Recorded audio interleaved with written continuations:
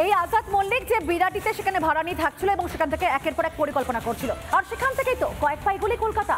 আর সেই কলকাতার কাছে বিরাটিতে যেমনটা বলছিলাম আপনাদেরকে, ঘাঁটি গেড়ে বসেছিল পাকিস্তানের বাসিন্দা আজাদ মল্লিক।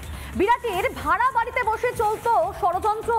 জাল নথি দিয়ে পাক নাগরিকদের জন্য ভারতের পাসপোর্ট বানিয়ে চলতো জঙ্গি পোষার কাজ। দেখাবো, দেখুন সেই এক্সক্লুসিভ রিপোর্ট।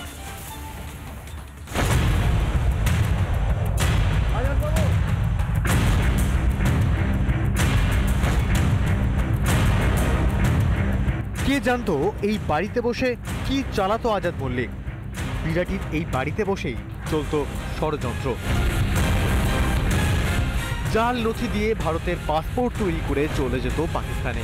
বিরাটির বাঁকড়া মোড়, এবং এই বাঁকড়া মোড় থেকে একবারে ঢিলছড়া দূরত্ব যদি দেখা যায়, বাঁকড়া মোড় এখান থেকে শুরু হচ্ছে, সেখান থেকে মেরে কেটে 30 মিটার দূরত্বে হচ্ছে যে এই আজাদ মল্লিক, তাকে কিন্তু গ্রেপ্তার করেছিল এনফোর্সমেন্ট ডিরেক্টরেট। অবস্থানগত দিক যদি দেখা যায় অত্যন্ত সুবিধাজনক জায়গা একটি, এবং আমরা এই মুহূর্তে যে বাঁকড়া মোড়ে দাঁড়িয়ে আছি, সেই বাঁকড়া মোড়ের একদিকে যদি দেখা যায় এই রাস্তাটি যশোর রোড, সেই রাস্তা কিন্তু বারাসাত হয়ে সোজাসুজি চলে যাচ্ছে বাংলাদেশ, এবং অন্যদিকে বনগাঁ যে বর্ডার রয়েছে বাংলাদেশের, এবং যদি সোজা চলে যাওয়া যায় NH 34 ধরে কিন্তু সেই রাস্তা চলে যাবে উত্তরবঙ্গে। প্রায় 25টি পাসপোর্ট কার হাতে পৌঁছেছে এখন সেটাই ভাবনার কারণ হয়ে দাঁড়িয়েছে। আজাদ মল্লিকের কুকীর্তি দেখে এখন চোখ কপালে পড়শিদেরও। ইভেন আমাদের এখানকার যারা CSFরাও অনেকে ভাড়া থাকে, বাইরের প্রচুর লোকজন থাকে এখানে আসে, তাদের ডকুমেন্টস নিয়ে আমাদের যেভাবে থানা থেকে বলে দেয় যে ডকুমেন্টস নিয়ে আপনারা ভাড়া দেবেন, তো আমাদের তো চিন্তাধারার বাইরে। এখন যখন খবর আমরা দেখছি তাতে তো আমরা বুঝে উঠতে পারছি না যে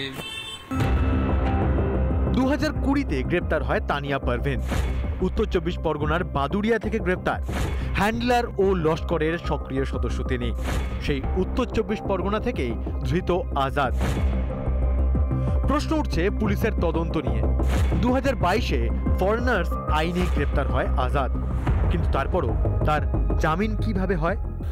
আসলে এই ঐক্য, এই সুসম্পর্ক, এই বুনিয়াদ ওরা ভেঙে দিতে চায়। তাই ভারতবর্ষে 140 কোটি লোক জাতি, ধর্ম, বর্ণ, শ্রেণী, রাজনীতি নির্বিশেষে রুখে দাঁড়াতে হবে কাঁধে কাঁধ দিয়ে। এটা দেশের সুরক্ষা প্রশ্ন। প্রায় 12 বছর ধরে পাকিস্তানি নাগরিক বাংলায় থেকেও পুলিশের নাগালের বাইরেই রয়ে গেল কিভাবে? ইডির আইনজীবী আদালতে জানিয়েছেন, জাতীয় সুরক্ষার ক্ষেত্রেও আজাদের কাজকর্ম নিয়ে তদন্ত অত্যন্ত গুরুত্ব সহকারে দেখা উচিত। 4টে বার্থ সার্টিফিকেট তার কাছে পাওয়া গেছে, ড্রাইভিং লাইসেন্স পাওয়া গেছে পাকিস্তান, বাংলাদেশ এবং ভারতে, এবং সেখান থেকেই প্রশ্ন উঠছে যে এই আজাদ যে পাকিস্তান থেকে বাংলাদেশের রুট হয়ে ভারতে ঢুকেছিল, সেই আজাদের কাছে কি করে এই ভারতের পরিচয়পত্র গেল, এবং এই নিয়ে কিন্তু ইতিমধ্যেই তদন্ত শুরু হয়েছে। সেন্ট্রাল IB এবং NIA উভয় পক্ষই কিন্তু এই গোটা বিষয়টা নিয়ে তাদের যে নজরদারি, সেই নজরদারি চালাচ্ছে। ক্যামেরায় রবীন্দ্র শর্মার সঙ্গে অর্ণব মজুমদারের রিপোর্ট, রিপাবলিক বাংলা, কলকাতা। নানা ধরনের কন্টেন্ট দেখার জন্য লাইক করুন, শেয়ার করুন আমাদের ফেসবুক পেজ, সাবস্ক্রাইব করুন আমাদের ইউটিউব চ্যানেল। পাশাপাশি অন্যান্য ব্রেকিং নিউজের জন্য অবশ্যই চোখ রাখুন রিপাবলিক বাংলায়।